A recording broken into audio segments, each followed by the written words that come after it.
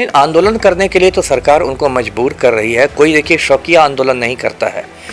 कोई भी मान लीजिए अभ्यर्थी है तो वो परीक्षा की तैयारी करेगा कि सड़क पर निकल के लाठियां खाएगा या आंसू गैस झेलेगा, है ना। ये तो लगता है कि छात्रों को भड़काया जा रहा है, फिर उस पर प्रदर्शन हुए, उस पर लाठियां चली, फिर वो दोनों तुगलकी फरमान वापस लिए गए।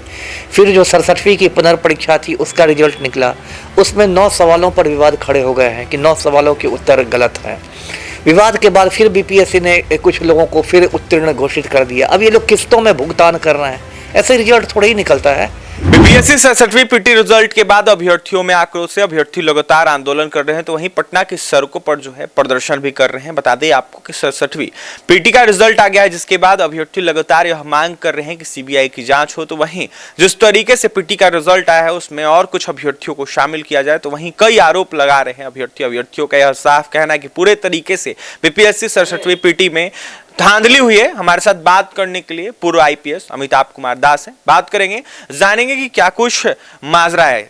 बताइएगा सर, क्या कुछ कहिएगा इस पे, जिस तरीके से आंदोलन अभ्यर्थी फिर से एक बार करने जा रहे हैं। नहीं, आंदोलन करने के लिए तो सरकार उनको मजबूर कर रही है। कोई देखिए शौकिया आंदोलन नहीं करता है।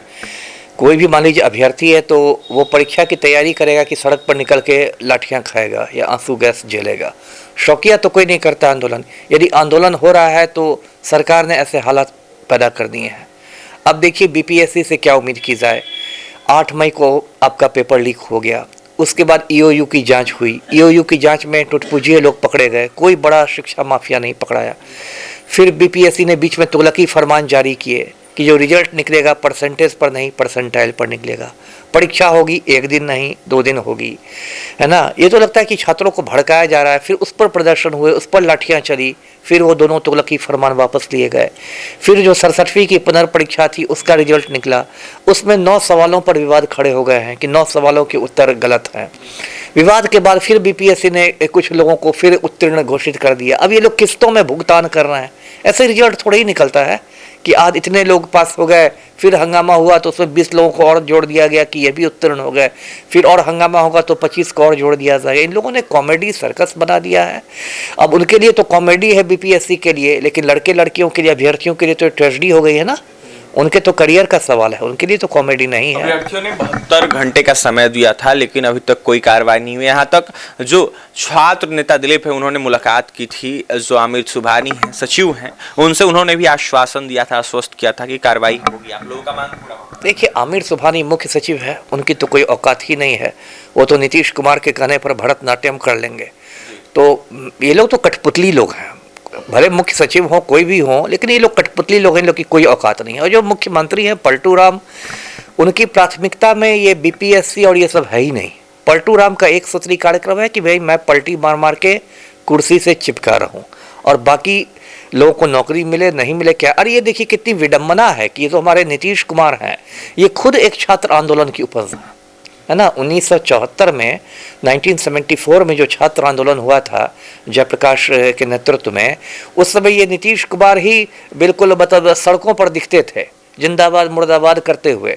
और आज देखिए जब खुद वो मुख्यमंत्री बन गए हैं पलटी मार मार के, तब उन छात्रों के सुख दुख से उनको कोई लेना देना नहीं है ना, बात बना रहे हैं। तो मुझे बताया गया है, मैं वीडियो पर भी देख रहा था कि 7 तारीख को बीपीएससी के अभ्यर्थी जो आंदोलन करेंगे और पटना कॉलेज के गेट से वो एक तरफ मार्च निकलेगा जो बीपीएससी कार्यालय तक जाएगा, बेली रोड पर जो है, और उसके बाद ये लोग मुख्यमंत्री आवास तक भी जाएंगे। को लेकर भी लगातार अभ्यर्थी आंदोलन किए थे, लाठीचार्ज भी हुई थी। बिल्कुल, ये लोग तो कुचलना चाहते हैं ना आंदोलन को। बताइए लाठीचार्ज का क्या है, उसका क्या औचित्य है? आप शांतिपूर्ण आंदोलन पर क्यों लाठीचार्ज कीजिएगा? देश में जनतंत्र है ना, ये उत्तर कोरिया तो नहीं है भारत, यहाँ डेमोक्रेसी है, लार्जेस्ट डेमोक्रेसी कहते हैं। शांतिपूर्ण आंदोलन हो रहा है, आप क्यों कीजिएगा? नीतीश सरकार सर युवा विरोधी है, एकदम युवा विरोधी है, सबकी विरोधी है, युवा विरोधी, बाल विरोधी, महिला विरोधी, सब विरोधी है। लेकिन महिलाओं को लेकर कहते हैं कि हम कार्य कर रहे हैं। अरे अब कहने कथनी और करने की क्या बात है ना।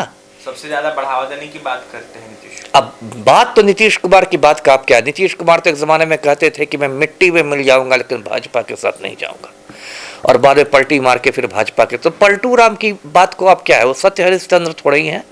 उनका तो नाम कश्मीर से कन्याकुमारी तक पलटू राम है। कब अपनी बात पर पलटी मार दें ये तो उनको खुद नहीं मालूम है।